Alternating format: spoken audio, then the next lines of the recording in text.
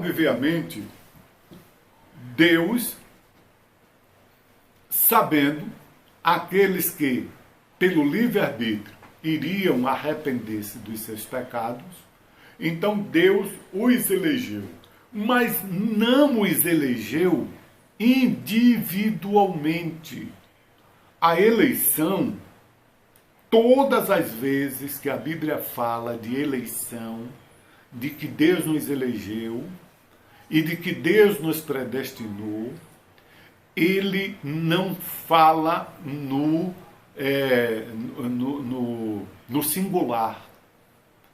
Ele só fala no plural, empregando os pronomes nos, nós, vós. Então, está se referindo à eleição divina da igreja, né? De uma corporação, de uma instituição, de um todo. E aqueles que pelo livre-arbítrio arrependem-se dos seus pecados, aceita Jesus como Salvador, passa a ser um eleito, passa a ser um predestinado para morar no céu por causa da igreja. Quando João nos escreve no 4º Evangelho, capítulo 1, a partir do 1º versículo, que no princípio era o Verbo, que o Verbo estava com Deus e que o Verbo era Deus, né? E mais embaixo, ele veio para o que era seu e os seus não o receberam, o seu ali está se referindo a Israel, que foi a nação eleita. Deus chamou Abrão da terra de Ur dos Caldeus e fez promessa para que dele iria fazer um povo que lhe adorasse e lhe prestasse culto. E Adão, sendo aprovado com o sacrifício do seu filho, que Deus interviu para que ele não fizesse, né? Não faça isso, Abrão, porque verdadeiramente eu sei que tu temes a Deus. Então, a partir dali, Deus agora escolhe um povo, uma nação, para que lhe adore e lhe preste culto. Só que essa nação, Jesus vindo para o que é seu e os seus não receberam, então o relógio profético de Deus em relação a Israel parou, conforme Daniel capítulo 9, na profecia das 70 semanas, nos declara isso. Aí Deus agora levantou um novo povo. Quando o apóstolo João diz, mas a todos quanto recebeu, deu-lhes o poder de serem feitos filhos de Deus, está se referindo à igreja, a nós, que vivemos hoje na 6ª dispensação bíblica, a da graça. Tá bom? Então, a eleição é divina. Primeiro subtópico, do primeiro tópico. Eleição traz a ideia de escolha. Aos Efésios capítulo 1, versículo 4, Paulo menciona 3 aspectos dessa escolha. Primeira, em quem fomos escolhidos. Fomos escolhidos em quem? Em Jesus. Por isso, ela é cristocêntrica. No último dia da festa, Jesus subiu a Jerusalém e disse, vinde a mim, todos que estáis cansados e sobrecarregados, que eu vos aliviarei. Aprendei de mim, que o meu fardo é leve e o meu jugo é suave. Nas últimas instruções que Jesus estava dando aos seus discípulos, Filipe disse, Senhor, mostra-nos o Pai, isso é o que nos basta. Jesus disse, Filipe, há tanto tempo que eu estou convosco e vós não sabeis, quem vê a mim vê o Pai. Porque as obras que eu as faço, não as faço de mim mesmo, mas o Pai quem está em mim. Né? Em outra passagem, o Senhor Jesus afirmou, ninguém vem ao Pai a não ser por mim. Então, esta eleição que Deus nos elegeu, ela é em Jesus. Primeiro aspecto. Fomos escolhidos em Jesus. Segundo aspecto, em que tempo se deu essa escolha? O tempo é dito como antes da fundação do mundo. Agora, uma coisa que eu quero chamar a atenção de vocês, amados alunos, é o seguinte, que antes do pecado não existia tempo. É por isso que a primeira dispensação bíblica, a inocência, é chamada tempo. Inocência, tempo. Porque o tempo só passou a existir a partir do momento que o homem pecou. Porque só existe tempo para quem tem vida limitada. Só existe tempo para quem vai crescer, para quem vai envelhecer e morrer. Porque enquanto Jesus não vir, todos nós iremos morrer.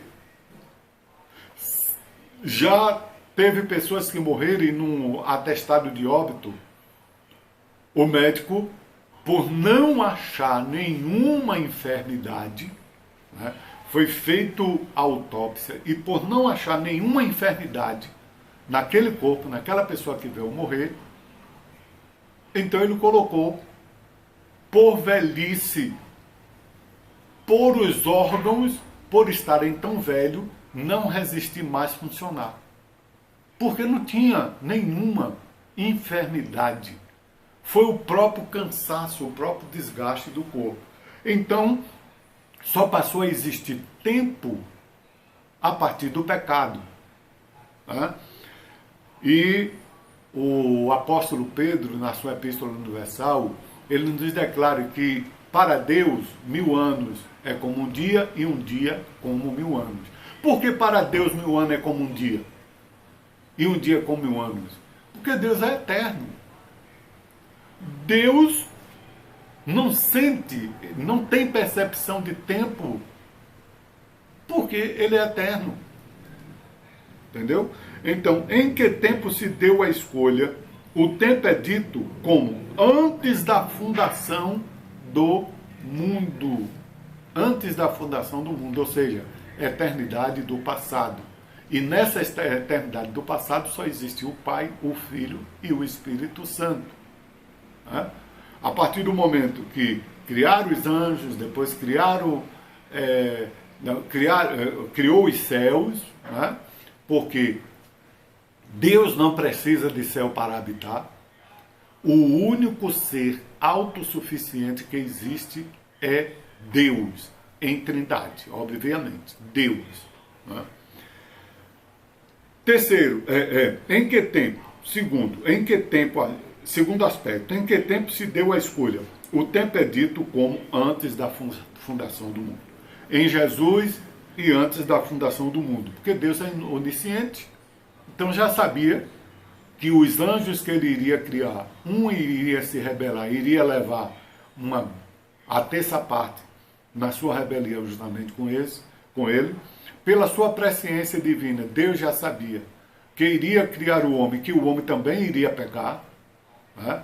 E como não foi gerado no coração do homem a iniquidade, e sim do Lúcifer, e o homem foi enganado, foi engodado, né? Então Deus deu ao homem o direito ao arrependimento, né? E antes da fundação do mundo, o cordeiro foi morto.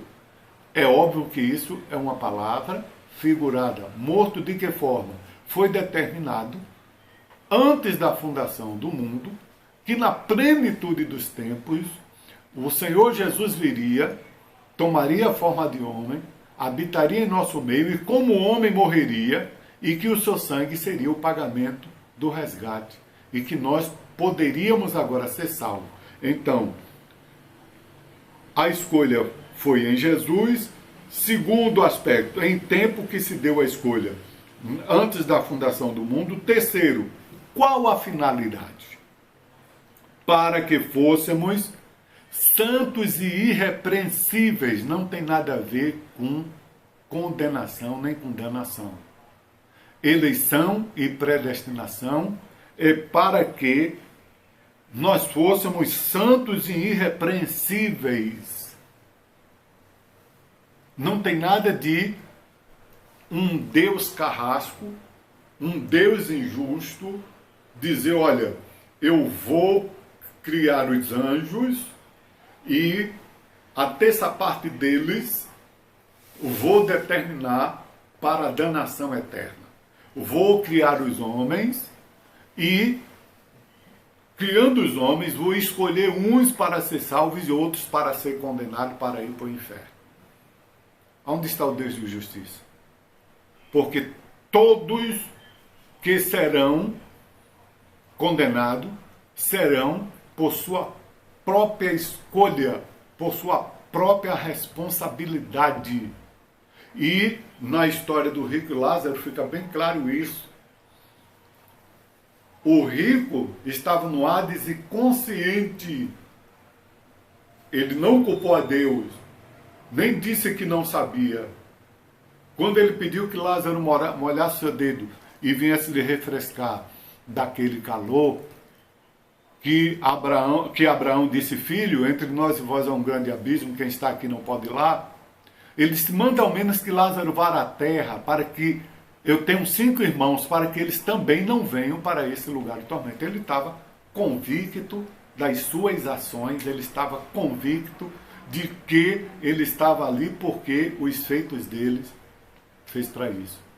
O ladrão condenado com Cristo: Senhor, lembra-te de mim quando entrares no teu reino. Ele estava consciente que Jesus não merecia estar ali, mas ele sim, porque os feitos dele havia levado para isso.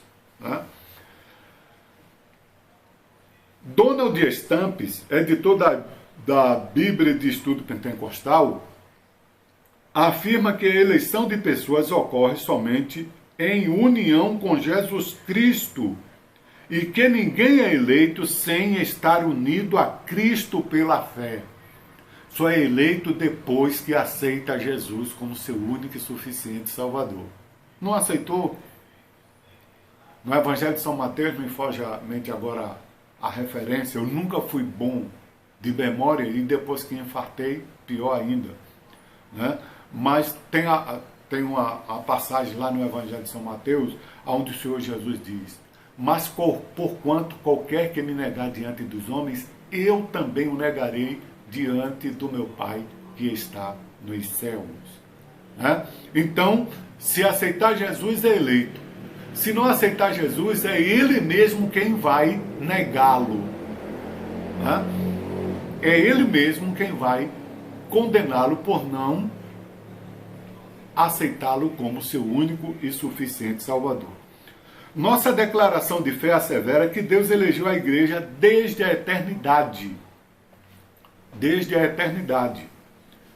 Antes da fundação do mundo, segundo a sua presciência. Segundo a sua presciência. Então, já vimos esses 3 aspectos, vamos rapidinho, porque senão o tempo não vai dar. Para o segundo tópico do primeiro tópico. As condições da eleição. A Bíblia Pentecostal ensina que a eleição para a salvação em Cristo é oferecida a todos. João 3,16. Porque Deus amou o mundo de tal maneira que deu seu Filho unigênito para que todos aqueles que nele crê não pereçam, mas tenham a vida eterna. O textuário da Bíblia Sagrada. Né? Vida santa e irrepreensível. Terceiro subtópico do primeiro tópico. Vida santa e irrepreensível. Paulo enfatiza que a eleição tem finalidade específica de sermos santos e irrepreensíveis nele em amor. Efésios 1, versículo número 4. Nesse aspecto, o vocábulo grego ágios, santo, significa separado do pecado. 1 Pedro 1, 5, 16. O adjetivo grego amomos, irrepreensível, expressa algo sem defeito ou inculpável. Filipenses 2, versículo 15. Os termos apontam para a santificação, isto é, o mais alto padrão ético e moral da vida para agradar a Deus. Porém,